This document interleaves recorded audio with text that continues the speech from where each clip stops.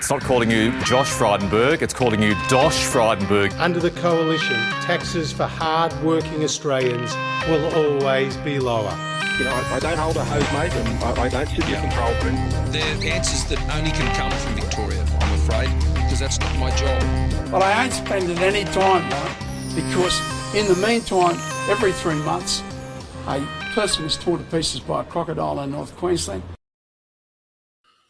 Well, g'day listeners and welcome to Hard Hats and High Vis, week 25 of the podcast, coming to you, recording on the 3rd of October 2022.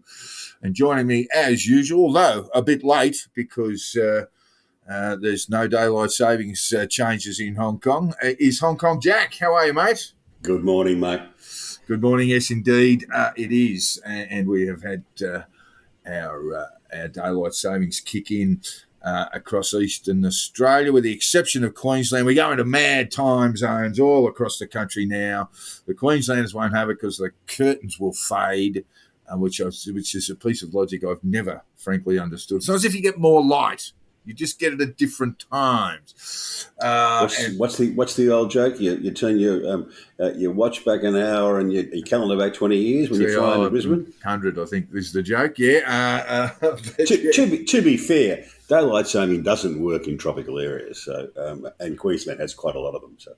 They have very, very quick. The closer you get to the equator, the shorter the sun sets and sun rises, of course. But look, it doesn't work in WA. So they're now 3 hours behind Eastern Australia, with the exception of Queensland.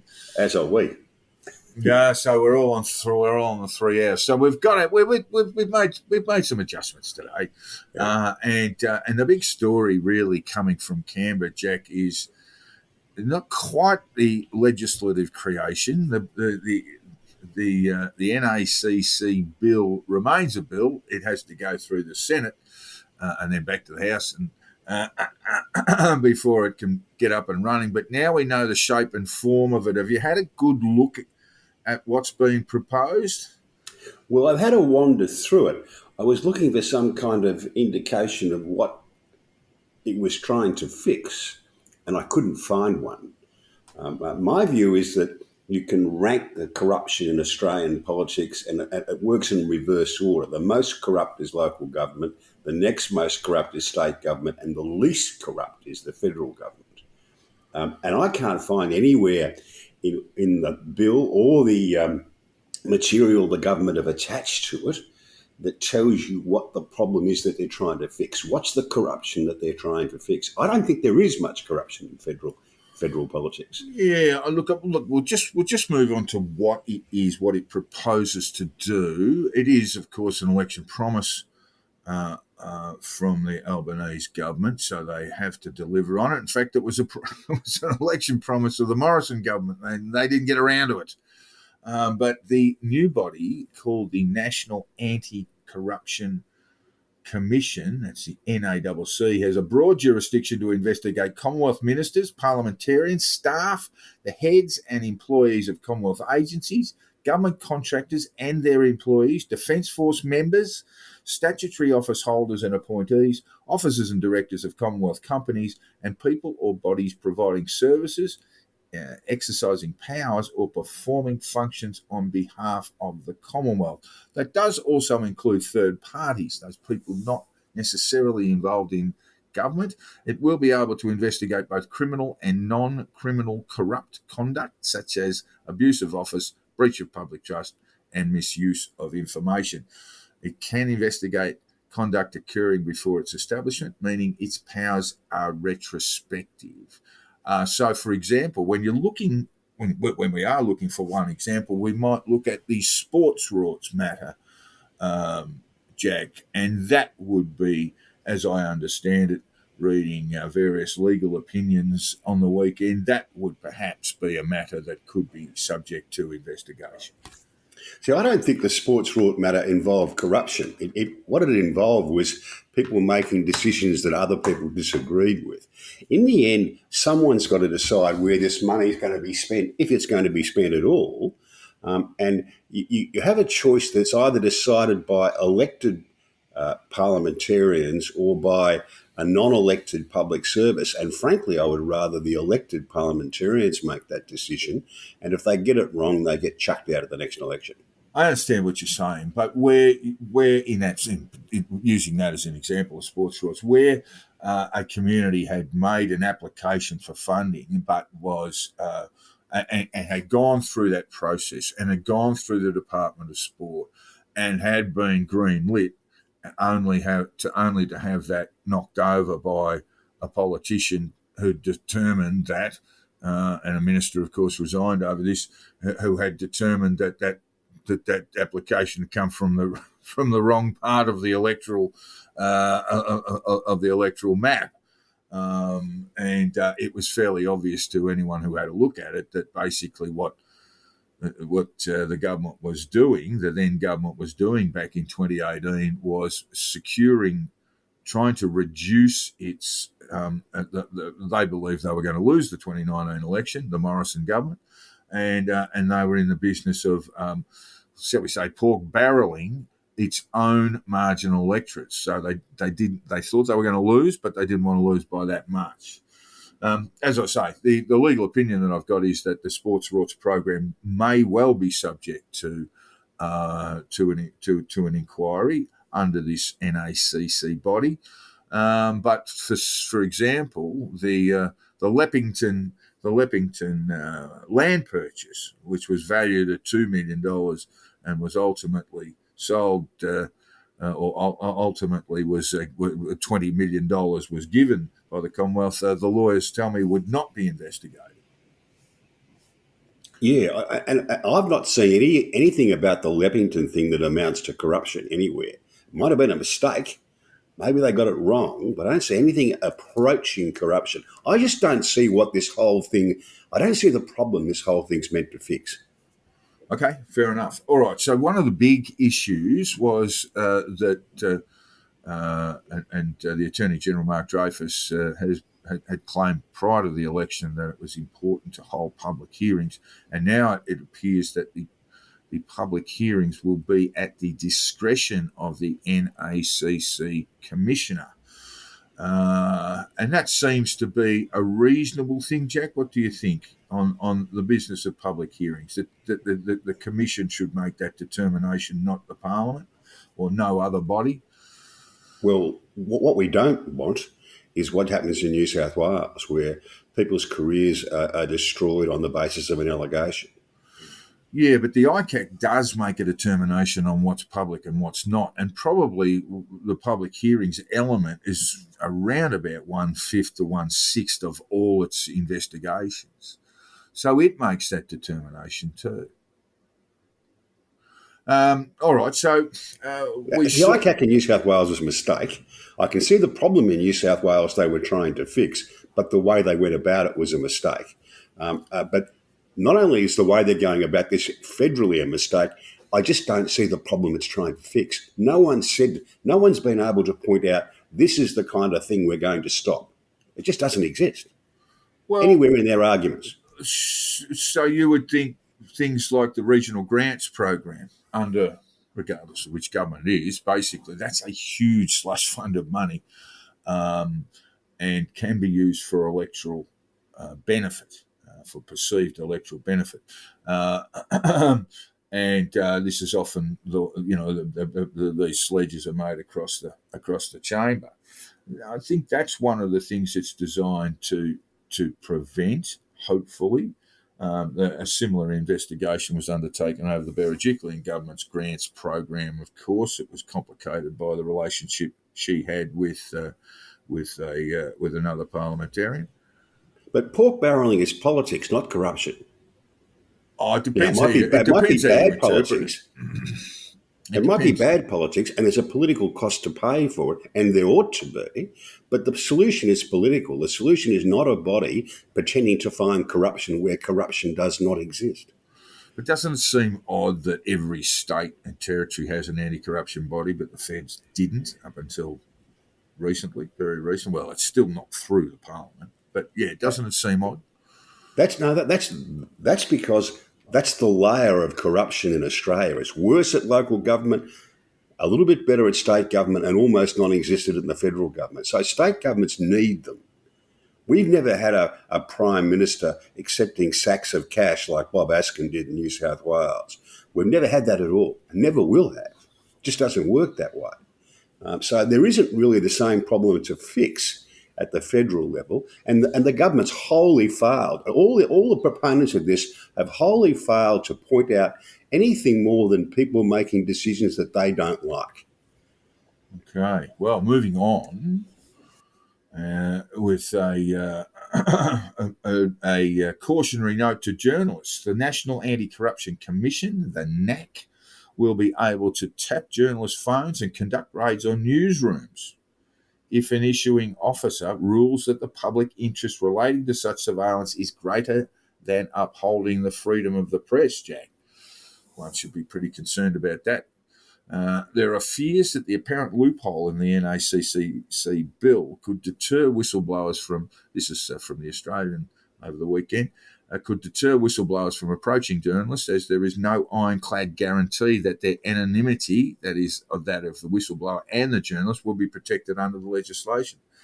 Below a subheading Protection for Journalist Sources, the bill states that under the terms required for the issuing of a search warrant, the relevant officer would be required to weigh the public interest in issuing a warrant against the public interest in protecting the confidentiality of the identity, that is the whistleblower, of the journalist source.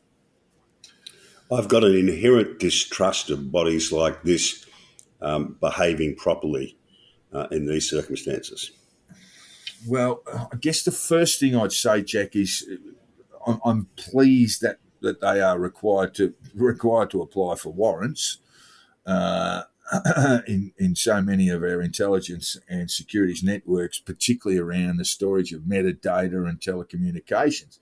There are warrantless searches, and they're undertaken by, well, there's a large group of law enforcement bodies that are allowed to access metadata, but it turns out that a lot of other government agencies do as well without warrant checks. So that's the first thing. At least we've got a procedure there, Jack. But we do come against this issue, and it is an issue for the state bodies as well. And you would know you would have known your fair share of whistleblowers. It's an awful term, really, in many ways. But people who come out and wish to report on matters, often at great risk to themselves, in doing so, and of varying degrees of reliability. Well, sure enough, you're always going to find people that have got a flea in their ear about their work environment and those sorts of things. But a whistleblower, so for example, Dennis Ryan was a whistleblower, and there were no protections afforded to him. And basically, in the end, he ended up losing his job. So we do need to protect these people and let the process sort out whether they're amplifying or exaggerating their claims, or whether what they're saying is genuine and needs to be investigated. Yeah, no, I agree. That's something they need to do. Whistleblower protections, but they're not sufficient, Jack. They're really not sufficient. People can be absolutely slaughtered in the courts and have their reputations absolutely destroyed. Yeah, so you're not a fan of the NACC at all? I might be if they could explain why we need it. All right. Okay. Well, I think they've got about $320 million to get them through the next 4 years, Jack. We don't have a commissioner yet. In fact, as I say, the bill remains so. It hasn't been enacted, and one would think that there will be some amendments made in the Senate as it goes through there. So we'll keep an eye on that. It was an election promise. It's something that they had to do. That's not a good enough reason to do it, in my view. Yeah, well, they couldn't have walked away from it. Politically, they couldn't have walked away from it. It would have now you're agreeing it's a political question, not a corruption question. It's a political question. Yeah, well, look, I mean, but you simply can't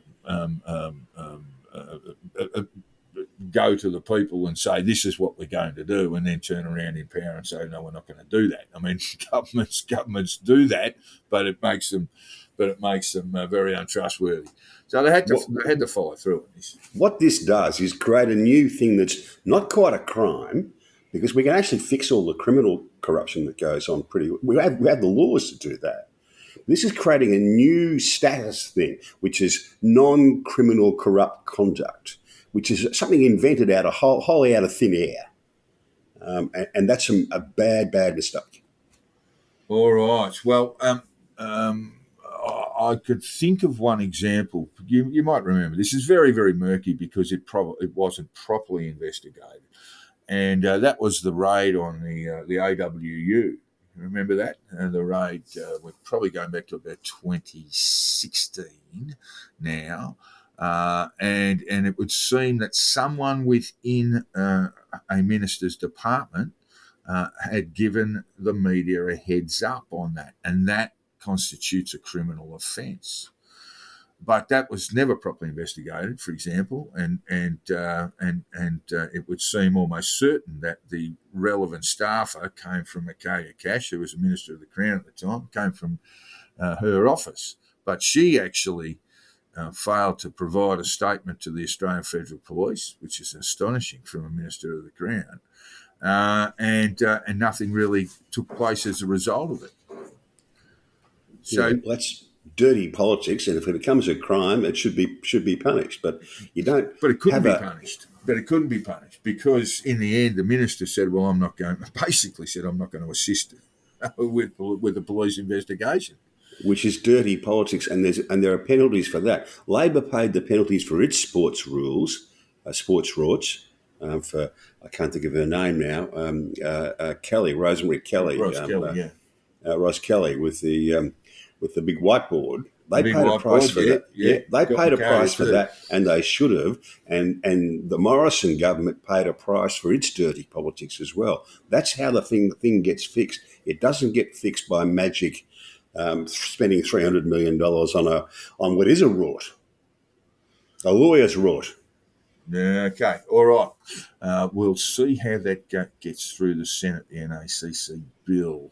Now that we've got some meat on the bones of that election promise. Meanwhile, in the Ukraine, Jack, then we're restricting our discussions to domestic politics in hard hats and high vis, but there is a domestic element here because Australia has backed Ukraine's claims of genocide against Russia in the ICJ, the International Court of Justice in The Hague, and expanded sanctions on senior members of Vladimir Putin's regime. The very strange thing about the annexation of the disputed territories in eastern Ukraine, Jack, is that Ukraine has taken a fair bit more of them back, including taking the key town of Lyman, which is a sort of a railway network. But of course, these sanctions have been imposed as a result of that annexation and the sham referenda. Well, how are we going to do? How does the world deal with this?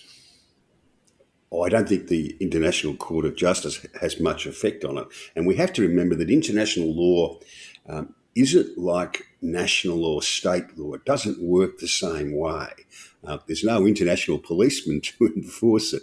There are no real international courts to enforce these sort of things. International law is really just a series of treaties. So the ICJ could issue, if they peruse the evidence, and made a determination, an independent determination that X, Y, and Z had committed war crimes, and then it would issue warrants for their arrest, and that's where it ends, doesn't it? Pretty much, yeah. So unless there is no knock on the door from a large chap with a blue shirt on. That's right. So Vladimir Putin, unless he jumps on the wrong plane and ends up in Amsterdam, he hasn't got too much to worry about.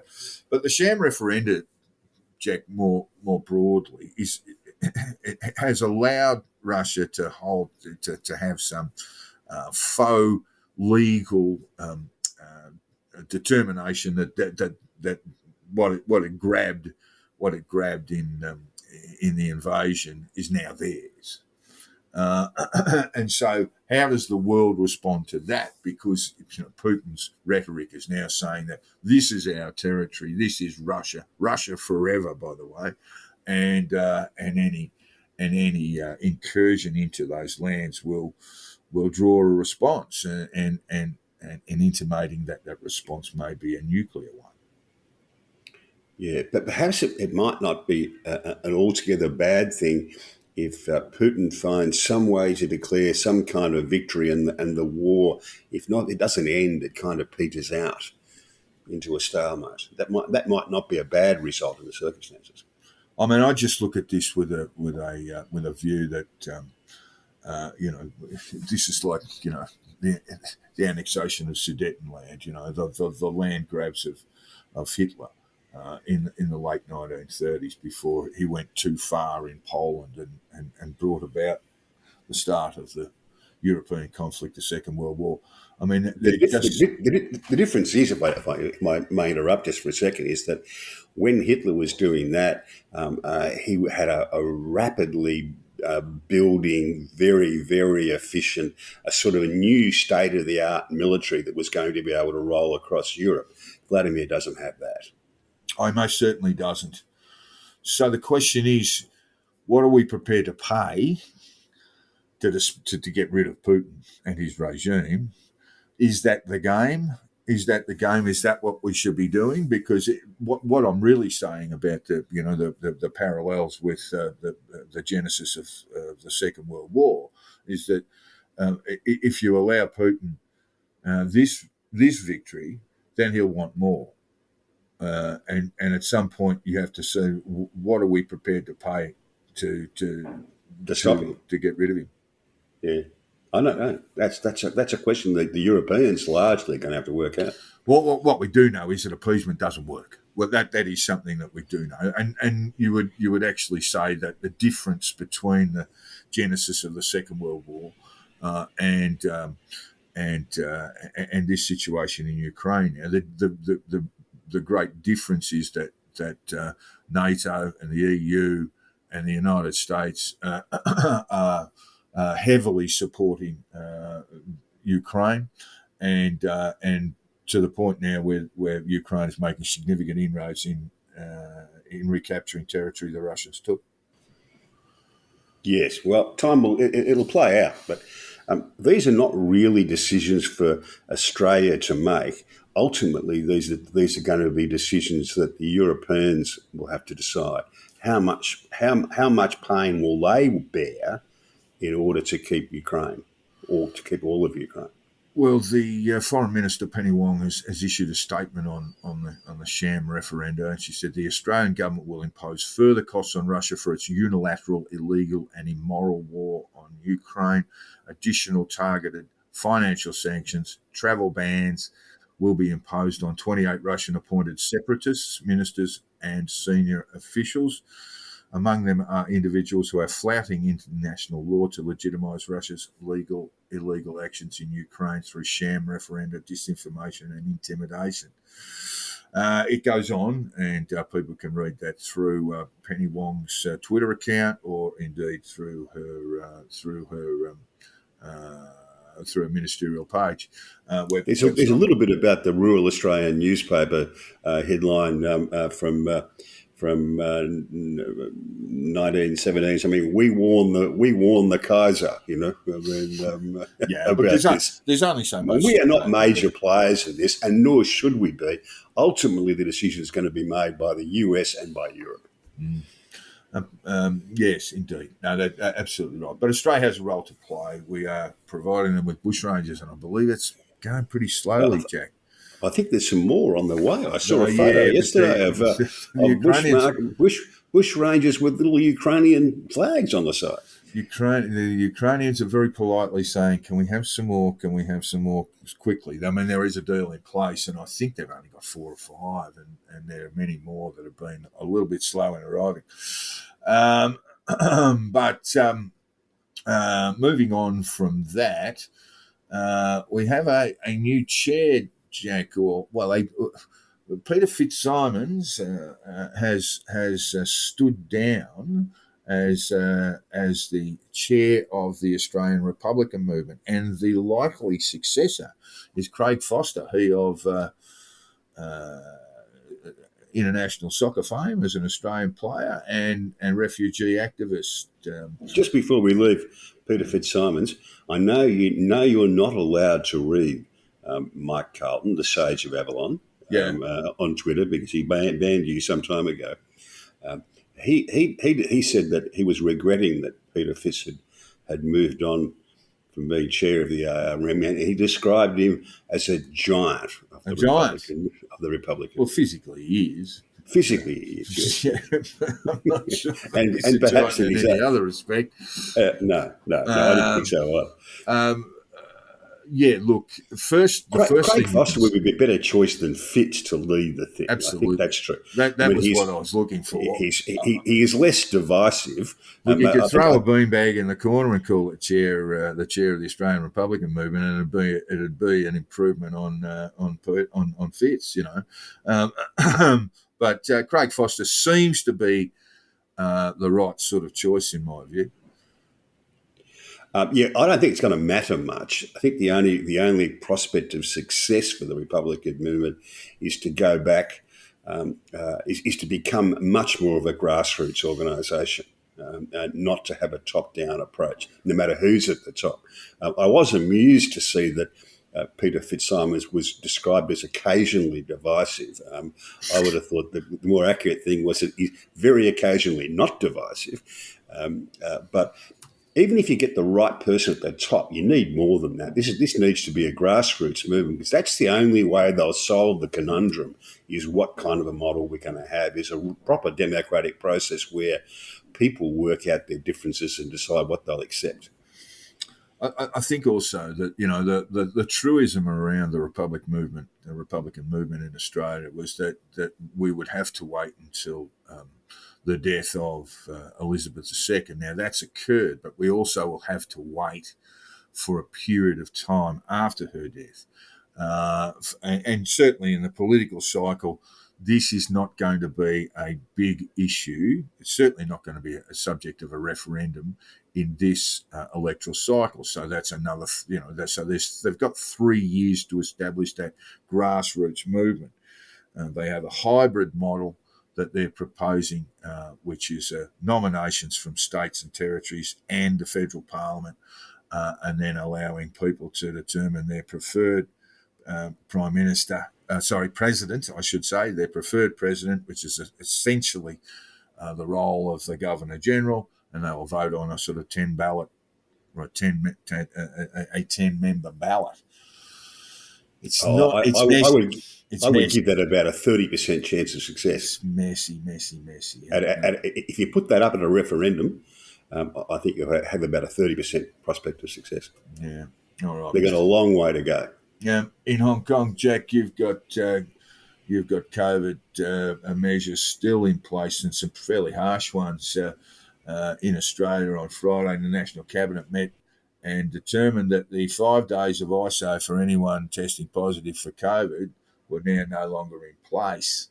And that seems to be, if the scientists haven't called it, the politicians have, the kind of the end of the pandemic, or at least you think so. But Monique Ryan, the federal member for Goldstein, Kooyong, of course, has called on the National Cabinet to publicly release the all health advice provided to them that informed their decision to scrap mandatory COVID-19 isolation. There's been a fair bit of outrage on Twitter about this from all the usual suspects, from Norman Swan on. People actually confuse. They think this is a health question. It's essentially a political question, and it always was a political question right back to the start of the pandemic. And you don't just say we're going to subcontract our decision making to the health experts, to the people who are not actually working doctors, but bureaucrats with a medical degree. You don't hand over control of the government to them. You listen to what they've got to say, then you make a political call. Yes, and I think that there are issues around it, though, Jack. So basically, you've got someone who might be, let's say, a childcare worker who's got COVID and then comes in to work in the childcare facility with 30, 40 little kids running around. I mean, there are some particular issues about this, but I mean, it just seems for me that Monique Ryan's calls are fairly excessive, given that really the shape of COVID now is more like an influenza. So you're relying on people to do the right thing and stay away from workplaces and away from crowds when they're ill. And the people running the childcare centre have got to not rely on what the government tells them what to do. They've got to work out a way that suits their particular circumstances and implement it. Yeah, that's right. So it needs to be, decisions made within the workplace by employers and employers on how they're going to do this. Obviously, and I'm not sure when this ends, but I think it's still in place that if you do go down with COVID, you can apply through the state government, and it's federally funded or part federal, part state funding, and receive, I think, up to $600 per week in terms of lost income. But that will go too. All right. And even with that, I think employers and employees have got to come to some sort of compromise so the whole thing works. But that's a business by business, situation by situation solution, not a national government solution. Yes, Jack, indeed. And look, just to tell us, basically, we're just moving on now because on the weekend, the Conservative Political Action Conference ran in Australia, where Conservatives got around and talked about themselves, did a bit of navel gazing, and it all led to questions about where does the Liberal Party's future lie. And I'd add on, does it have one? But they had this rah-rah event. You always know when political parties are in trouble, Jack, when they're sitting around talking about whether how they're going to proceed. It was a staple for the Labor Party for a long time when they were in opposition. And that sort of navel gazing that goes on is never very helpful, and reporting of it never very helpful. I was a participant in quite a few of those, and the discussions became almost theological. It was almost like a bunch of Anglican priests arguing over how many angels you could fit on the end of a pin. And about as useful as that. Yeah. I was just amused that Australia had a CPAC. Oh, it's a new thing, Jack. These have been a feature for about 3 or 4 years, I think, now, yeah. These have been a feature of the US political system for quite some time. Yeah. But we've never had a kind of, in Australia, we've never had I guess a conservative faction even, really. We've had the dries and the wets in the Liberal Party, but we've never had a kind of a conservative movement in the way that CPAC caters to in the US. Yeah, look, there were protesters out the front, Jack, when they had their conference. CPAC speakers included UK politician Nigel Farage. Oh, gee, I wish I had known he was there. I would have turned up. Coalition senators Matt Canavan and Alex Antic, both of whom would be, I'd suggest, unelectable in the House of Representatives, and Indigenous leader Warren Mundine, who proved himself to be unelectable. I mean, I'll get to the Tony Abbott op-ed in the Australian today in a minute. Former Senator Nick Minchin basically said, and I think this is pretty much close to your view, Jack. He said, look, the Liberal Party doesn't have to change a whole lot. And that drew to angry angry yelling and screaming from those assembled, with members shouting down his suggestion that a strong Liberal Party is the only way to defeat Labor. Well, I think Nick Minchin is right. They had one major thing they needed to change after the election. They've already done that. They've gotten rid of Scott Morrison, who was electoral poison by the time by the time his second election as Prime Minister came around. And as for the rest of it, that will just work itself out as they go along. Well, we'll now draw you to the I'll start with Amanda Stoker, who really got thumped by her own party. She was put number 3 on the Senate ballot for the LNP in Queensland, and they're never going to get 3. She lashed her former coalition colleagues for failing to fight the last election on party principles, saying the federal opposition needed to urgently reconnect with its core values, whatever they are, if it wished to return to government. I added that little bit in. I think it's a party running around with an identity crisis, Jack, and this idea, and I'll get to have it in a minute. This idea that if they shift further to the right, they'll become somehow more electable is absolute nonsense to me. They're about to have their asses handed to them in Victoria in November. They are looking extremely shaky in New South Wales in March of next year. I think this is a party that really has had been able to basically smooth over its identity crisis for a very, very long time. And I'll go on to say this is not the time to be. One, electorally unsuccessful, and 2, musing on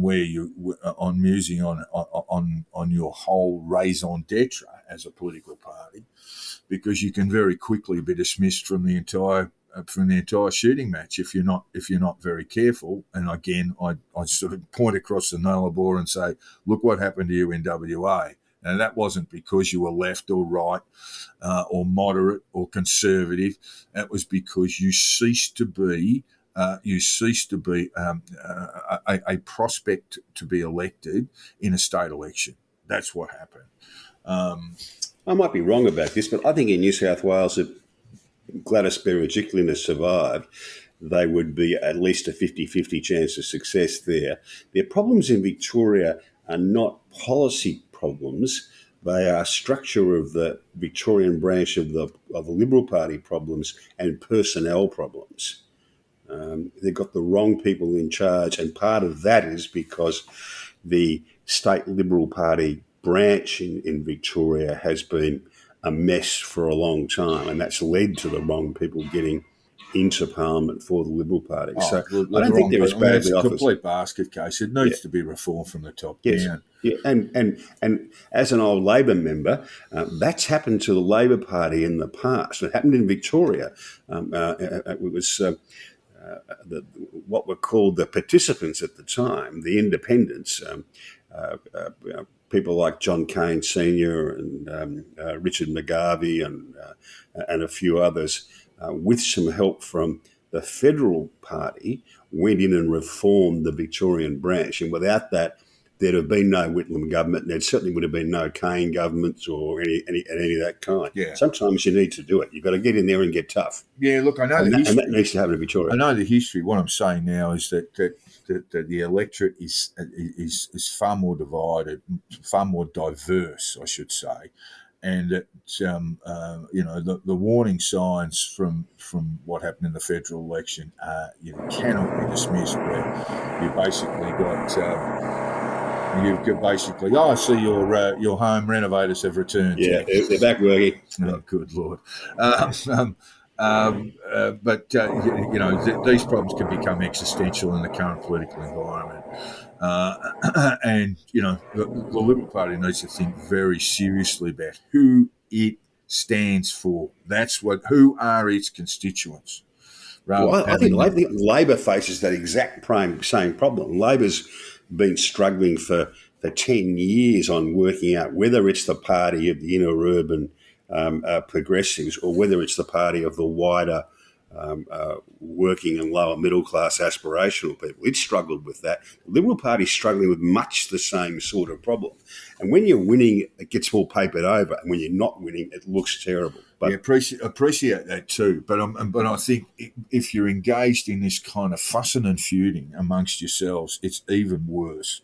It makes it even worse. Looks terrible. I'll just read a few lines from Tony Abbott's op-ed in the Australian today. The art of politics hasn't fundamentally changed just because, in fear of a virus, governments around the world have put billions of people under virtual house arrest and spent volumes of money that were completely unprecedented outside wartime. We still have to be the Freedom Party. That means getting taxes down, which means getting spending down, which means at the very least no new spending that's not paid for by savings elsewhere. God dear, oh dear, that man is just a muddle. That means getting regulation down so good people can make the most of their lives without having to answer to officialdom on everything from the colour of their heat-absorbing homes to the pronouns they use. You know, it's just empty stuff. I mean, this is a bloke, by the way, who basically was told by his own electorate, a very conservative electorate or a very strong Liberal Party electorate, that they couldn't have him anymore. And there seems to have been no lessons learned there either. It's part of what we're talking about, Jack, is that the old Liberal Party strongholds are now filled with high-income earners who veer socially progressive. That's the problem they have. That's precisely what I was talking about. Both the parties face a difficulty of having different parts of their own support moving in different directions. Labor solved that, at least temporarily, by having a couple of wins, because when you win, it doesn't matter. But when you're not winning, it looks terrible.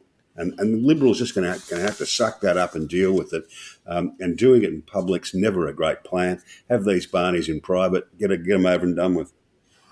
Yeah, look, I'd say if it's very bad in Victoria and then it's quite bad in New South Wales, I mean, that would mean no Liberal governments anywhere on continental Australia. I still have one in Tasmania. And there's really not a lot of projected victories coming their way. I mean, you might give them a chance, the LNP, a chance in Queensland, but that's still 2 years away. And it can really just cause problems. It can cause the sort of political isolation that, as I said, can threaten to become existential. You would not expect to see Peter Dutton down in Victoria campaigning at all, I wouldn't imagine. Would you? I think there'd be no point in him going down there. They're not going to win. They're not going to win. That's right. That's the first question, I suppose. But also that he would probably make things a little worse. It'll be very interesting to see what campaigning he does in New South Wales, if any. At the moment, I think in the federal sphere, he's going about as well as anybody could be expected after an electoral route like that. I actually don't disagree with that. I just think that he's plugging along and doing a pretty solid job, is how I would put it. Yeah. Well, look, just to remind us that the Conservative wing of the Liberal Party is not a sort of ossified, petrified group of old men who were shaking their fists at clouds. On Sunday, veteran broadcaster Alan Jones joined others in decrying the Morrison government's economic mismanagement and response to COVID-19, saying it willingly oversaw the immobilisation of the country and failed to consider expert opinion that disagreed with Australia's hardline approach. We had federally the worst fiscal record of any post-war government, bigger than the Whitlam government, he said. Good old Alan Jones. Gives him a break from his YouTube musings. I would suggest any party that's listening to Alan Jones, any political party that's listening to the advice of Alan Jones, is in a very, very dark place. Or if it's not, it's about to be. I could never understand why people took so much notice of him. His ratings were okay, but he really spoke to and for very few people, in my opinion. Bob Carr seemed to be obsessed about it. Because Yes, they were. they basically appointed ministers just responsible for dealing with jobs. I mean, it was Yeah, just I nuts. could never understand that. I've got to confess. Although on this occasion, I've got to say, I agree with him that the shutting off of Australia was an awful error. And Closing the we'll border, pay a price for that for a long time. closing the borders for as long as we did. Certainly in hindsight, but I also think with some foresight, it was a poor move. Yeah, And what it's done is actually caused fairly profound economic problems, not just in relation to immigration, but also in relation to basically cutting off a lot of supply routes from overseas. And those things are still there. You might think, oh, no, well, we used to get supply from this country or that country, and now we no longer do. But surely that should be fairly easy to re-establish. But international trade doesn't work that way. So we still have supply problems coming into this country causing economic hardship, and that was essentially that's because closing. people. Nothing stands still. If people Yeah, can't trade with us, they'll trade with someone else instead. yeah, exactly right. So you can't And just and sort of if, ring them up and if say, people, can you send us over a shipload of yeah, that, please, because we're back in business. Yeah. yeah. So for a couple of years, no international business people could come into Australia and do business. Well, they don't just sit on their backside while that 2 years Yeah. goes up. They go somewhere else and do Yeah. business. All right. Yes. Moving on, Jack. Sport. Huge weekend of sport. Fuck, that's loud, mate. And in sport, Jack, huge weekend of sport. NRL Grand Final. Didn't it? Did you get this impression too? I know I did. That it was like the AFL Grand Final, circumstantially anyway, in that the best team came up with their best on Grand Final day, and it would have beaten anybody. Yeah, they were never at any risk of losing. Yeah, they really, in fact, their playmaker, the coach's son, said that they played as well as in that first half as they played before. And it was too good for the Eels, who hung in there. I mean, I don't think they did a whole lot wrong. They dropped a little bit of ball.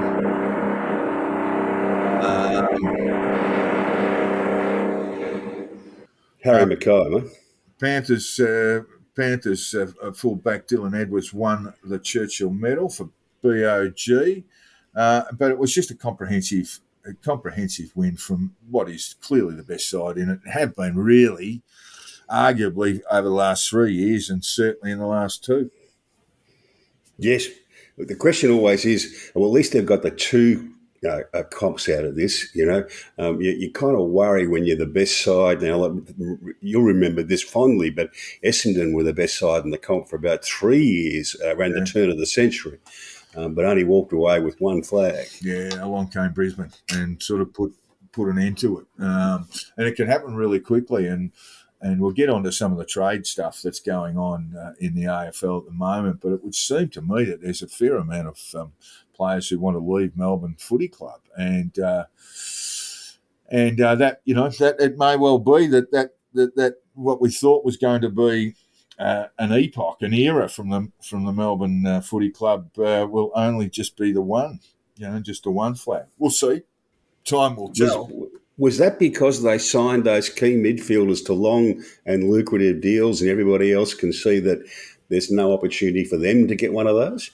I'll get to Carlton. Have sort of come up with a similar sort of deal. Yeah, like they did that, but I think they had to. I mean, that's the base of their footy going forward, and they need to secure those guys and secure them on good money. But there seem to be. I'm not sure you got to sign people. I'm not sure about the long deals, I've got to say.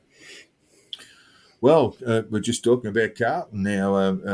Harry Mackay's just signed a 7-year extension at Carlton, and that comes on top of Cripps signing a 6-year extension, Curnow 6, and Walsh 4, and those are those are their key players going forward, with the possible exception of Jacob Wiedering, and I'm not sure what his contractual arrangements are, but I think he's on a fairly long contract as well. There was some talk that Harry Mackay might go and join his brother at North Melbourne. but they perhaps wouldn't have been. Poor old North, they just can't get a thing right, Jack. I mean, their number one draft pick of last year has indicated, that's Jason Horne-Francis, has indicated he wants to leave, go to Port Adelaide, and they've invested a fair bit of time and money into the guy, and he's saying his reason to go is that the club's not stable. Yeah, we'll get a good deal for him letting go. What are you going to get for him? I mean, you'd have to get at least 2 high draft picks, 2, and hopefully 3. But it's once they say they want to go, that you really can't sort of hang around and hold their hands. You can't have them coming back. It's the trade period in the AFL now. There'll be a lot of toing and froing. The big one will be what sort of trade is involved in the Melbourne Demons' second ruckman and tall forward Jackson, and he'll be going across west, probably to the Eagles. So what are they going to get for him? I mean, he's a ready-made footballer. He's already a star. Those are going to be the big things that will be the big thing. Lob from Fremantle will be coming across somewhere. Yes, there are a lot of clubs. Collingwood seem to be very active in trading, and Richmond as well, who look like they might pick up a couple of Giants midfielders and paper over the cracks of their midfield.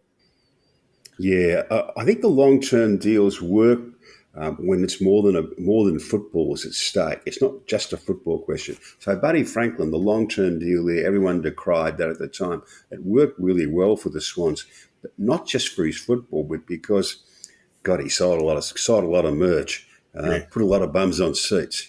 As a pure football decision, I think it's rarely a great call to have people on 7 or 8 and 9 year deals. Depends on their age. Depends on the sort of footballer they are. So with someone like Pat Cripps, for example, who won the John Nichols medal with the best and fairest for Carlton, which was not a surprising thing. He's now won 4 of them, Jack. He's got a fairly distinguished list. Won the Brownlow, of course, this year. AFL Players Association MVP in 2019. Not a lot wrong with his football. You'd want to keep him. You'd want to keep him on and offer those sort of six for him. So it seems like Carlton have at least stitched up Mackay, Cripps, Curnow and Walsh to be sort of Carlton players for life. Disturbing news for North Melbourne, and this plays into the Hawthorn furore over the allegations made against Alistair Clarkson and has gone on to affect Chris Fagan at the Brisbane Lions, who stood down. They're both sort of not coaching at the moment, and Clarkson won't start his coaching at North Melbourne on November 1, as he indicated. And it leaves, there's every chance that Clarkson won't be able to coach. And going forward, North Melbourne have just basically banked everything on him coaching. What a shambles the Hawthorn thing has turned into, as I thought it would from day one. And now it looks like they're struggling to find people to go on the AFL Commission of Inquiry. Well, I think the AFL inquiry can almost be dismissed, Jack. I mean, it just doesn't have any legal weight, doesn't it? It can't compel witnesses. It doesn't subject allegations to any cross-examination. There's no legal process there at all. It's really just to come in and tell us your story. It will be a disgrace if 2 distinguished careers are ended on the basis of untested allegations. And that's where we are at the moment. And that's just bad management of the situation by Hawthorn and by the AFL. Yeah, well, what's happened is a statutory authority has leapt into the vacuum here. And so Victoria's WorkSafe, which is their oversight body in regard to Health and safety. Yeah, OC Health and Safety have begun an investigation today. We are dealing with allegations that go back, I believe, to 2016, a little bit earlier and a little bit later. 2011, I think, 2011 to 2016. Yeah, some of those documents may not be available. I mean, Hawthorn Footy Clubs it doesn't have to keep documents that are 11 years old, 10 years old, but they do have to keep them up to 7. So they'll at least conduct some sort of investigation. And beyond that, it seems like this will only end up in the civil courts. WorkSafe are not an appropriate body to investigate this at all. Well, at least they can investigate whether any breaches of industrial relations law have occurred, Jack. Yes, but that's only part of the questions that are on the table here. Yeah, I know. It's just a shambles because it was badly managed by Hawthorn and by the AFL right from the beginning, and they haven't got back in control of it. They haven't got on top of the issue, and they need to very quickly.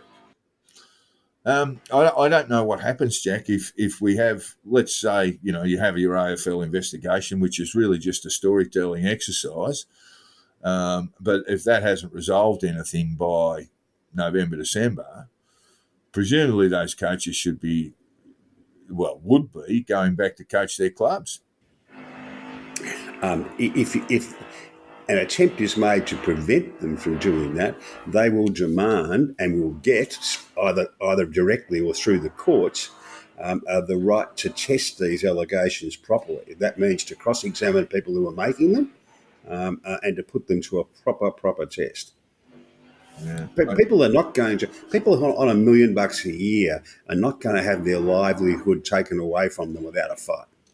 Oh, well, that's what I mean. There's just going to be civil. There's going to be civil cases. There's going to be all sorts of stuff. But I don't think with the AFL investigation, at least, we're ever going to get to a finding that could lead to proper conclusions being drawn. And whether they were mispropriety or poor behaviour or poor conduct, I don't think the AFL is going to come up with going to have an ability to make those determinations.